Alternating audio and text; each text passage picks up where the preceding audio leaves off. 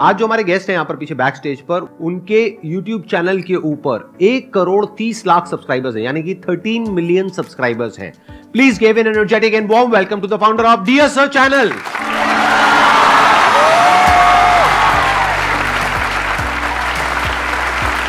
क्या हालचाल है, कैसे हो आप?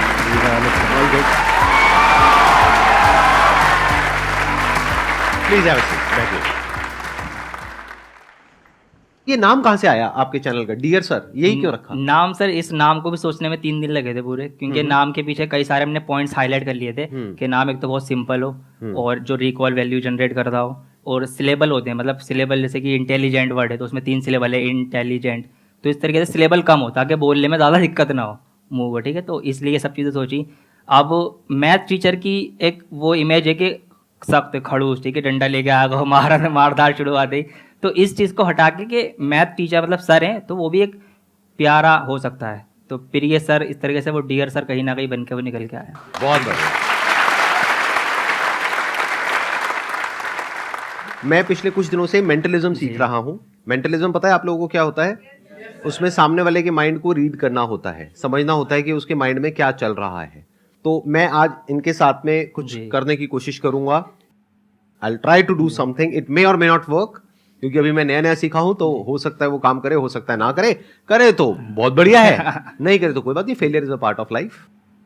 अब अपने क्वेश्चन आंसर शुरू करते हैं। सर थैंक्स अ मिलियन इस मोमेंट के लिए। और सर मेरा क्वेश्चन आपसे ये था कि आप एक यूट्यूबर भी हो with a very big handle, आप एडिटर भी हो, आप टीचर भी हो, आपकी पर्सनल लाइफ भी होगी, प्रोफेशनल लाइफ भी है, तो सर आप ये सब चीज कंसिस्टेंटली मैनेज किया जा रहा है। एज ए स्टूडेंट हमें पढ़ना होता है, हमसे वही नहीं होता। तो एक काम भी नहीं होता हमसे, मतलब मैं पर्सनली अपनी बता रहा हूँ, डेली नहीं पढ़ पाता।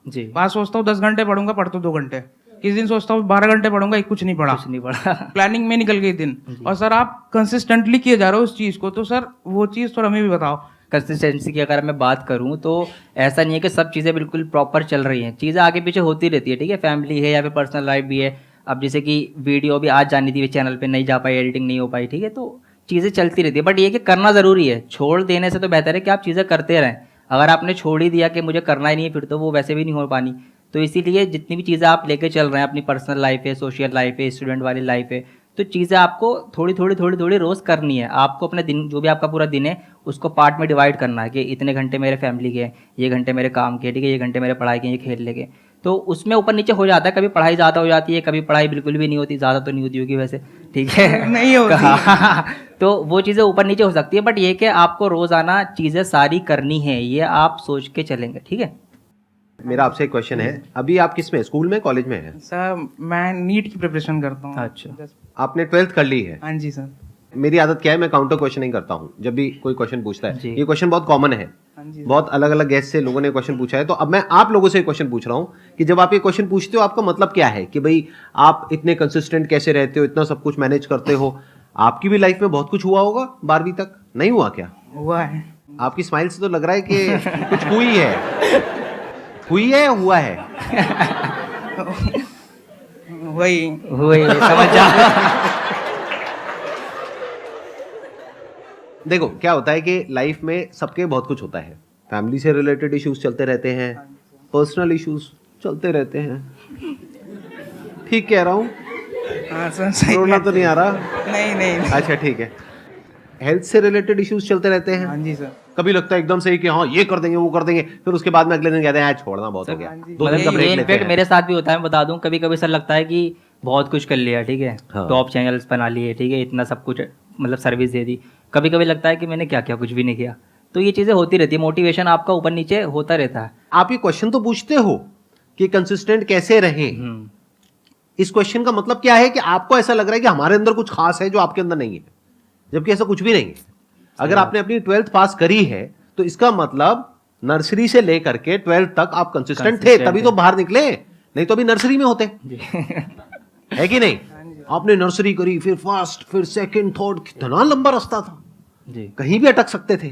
कुछ लोग होते हैं अटक ही जाते हैं, 10th में 10 बार अटके पड़े हैं। ऐसा कुछ नहीं हुआ ना आपके साथ में? नहीं निकलते चले गए, एक बार भी नहीं अटके? नहीं, एक बार भी नहीं अटका। देखो क्या कमाल की। आप मेरे को बताओ कि आप इतने कंसिस्टेंट कैसे हो?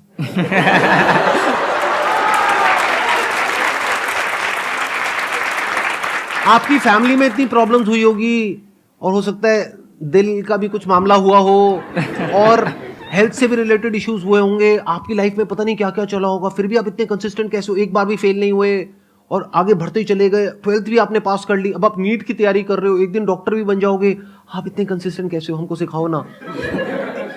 सर ये एक्चुअली कंसिस्टेंसी नहीं, ये डर था। या तो डर होता है या लालच होता है, देखना दो ही वजह से एक आदमी काम करता है, या तो पेन या प्लेजर, जी, फियर ऑफ पेन और डिजायर ऑफ प्लेजर, इसी दो वजह से इंसान काम करता है और क्यों करेगा काम, वरना कोई काम ही नहीं करेगा। कोई ऐसा काम आपको करना पड़े सुबह से रात तक जिसमें दर्द ही दर्द हो तो करोगे क्या? तो दर्द को अवॉइड करने के लिए आप काम करते हो, प्लेजर के लिए काम करते हो, ठीक कह रहा हूं ना? प्लेजर के लिए कुछ करते हो नहीं करते हो, या सिर्फ पढ़ते रहते हो? नहीं तो डर की वजह से पढ़ते हैं। कॉन्शियस हो गए? नर्वस हो रहा हूँ आपके सामने। अरे यार छोड़ दो ना, मजाक कर रहा हूँ, कोई बात नहीं है ना। मेरे को ये नर्वसनेस देखने में बड़ा मजा आता है, ये जो हल्की हल्की हंसी होती है ना, कि कुछ समझ भी आ रहा है नहीं भी आ रहा है, कुछ बोलना भी चाह रहे हैं और नहीं भी बोल पा रहे हैं, कैमरास लगे हुए हैं, क्या करें समझ नहीं आ रहा है, अब कितनी बातें कहे कितनी ना कहे। हमारे लिए ये मोमेंट बहुत प्रीशियस होता है। अरे वाह, इंस्पिरेशन के सामने बोल रहे होते हो। Thank you so much sir. Most welcome जी, most welcome, please have a seat. Sir मेरा आपसे ये क्वेश्चन है कि आप अभी इतने सक्सेसफुल हैं, तो वो एक थॉट प्रोसेस या वो नींव क्या थी आपकी कि आपके मन में ये आया कि नहीं अब तो यही करना है? देखिए, एक लाइन में इसका मैं आंसर दूंगा, सिर्फ जो सोच थी वो ये थी कि इंडिया के हर एक बच्चे के अंदर से मैथ्स का डर खत्म करना।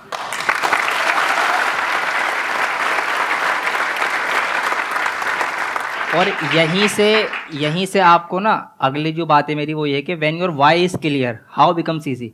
जब आपका क्यों क्लियर है ना कि मुझे ये काम क्यों करना है, तो वो कैसे करना है उसके रास्ते तो आपको मिल ही जाते हैं, समझे? तो यहाँ पे वाई क्लियर था।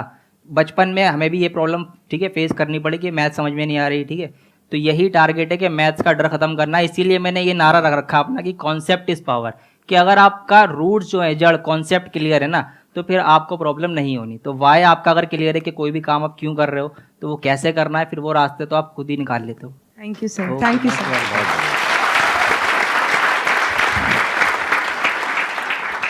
सर मैं 19 ईयर्स का हो चुका हूँ और मैं चाहता हूँ कि मैं अपने पेरेंट्स के लिए अब ज़्यादा लोड ना बनूँ। आई वांट कि मैं अब इंडिपेंडेंट बन जाऊँ और मैंने अभी टीचिंग और मेंटरशिप चालू करा है, ताकि मैं चाहता हूँ कि अब पेरेंट्स से कुछ ऐसा पैसा वैसा ना मांगूँ। बट अभी वो दुविधा में हूँ कि मांगना चाहिए नहीं मांगना चाहिए। मेरे पापा कभी कभी पूछते कि जितना पैसा मैं अभी कमा रहा हूँ, जितना मैं कर रहा हूँ तेरे लिए कर रहा हूँ, पर मेरे को मांगने में खराब लगता है। इनके पास ऑप्शंस हैं कि ये मांग सकते हैं, बट ये जब भी नहीं मांग रहे, मतलब इनके अंदर एक डिज़ायर है कि ये कुछ खुद से करना चाह रहे हैं, जो कि एक अच्छी बात है इनकी।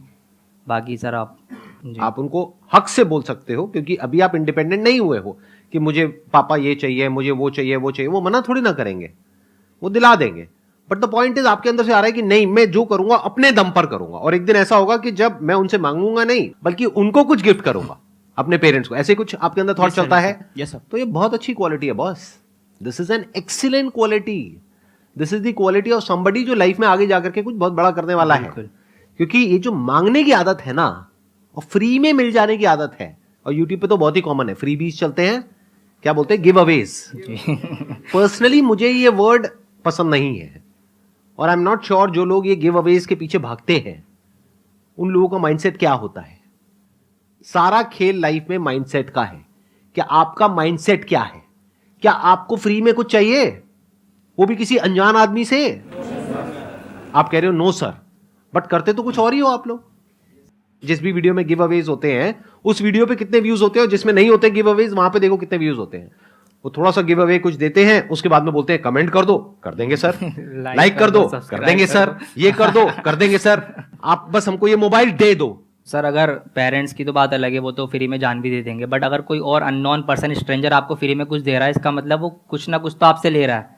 फ्री में वो कोई चीज़ नहीं देता। क्या आपका टाइम वैल्यूएबल नहीं है? आपकी अटेंशन वैल्यूएबल नहीं है? कुछ ना कुछ तो आप पे कर रहे होते उस चीज़ के लिए। और मेरी इस बात को ध्यान से सुनना, ध्यान से समझने की कोशिश करना कि अगर लाइफ में एक्चुअल में आप कुछ बड़ा करना चाहते हो तो ये क्वालिटी आपके अंदर होनी चाहिए कि अगर मैं किसी से कुछ ले रहा हूं तो बदले में मुझे उसको उतना ही वापस करना है। इसको बोलते हैं विन विन सिचुएशन, इसको बोलते हैं एक फेयर डीलिंग। ऐसे नहीं कि मैंने ले तो लिया लेकिन मैं दे नहीं रहा हूं। इससे एक इंसान की सोच पता लगती है। तो अपनी सोच ऐसे रखो कि मैं इस दुनिया को क्या दे सकता हूं, जो इस दुनिया की एक्चुअल में जरूरत है उसको कैसे पूरी कर सकता हूं।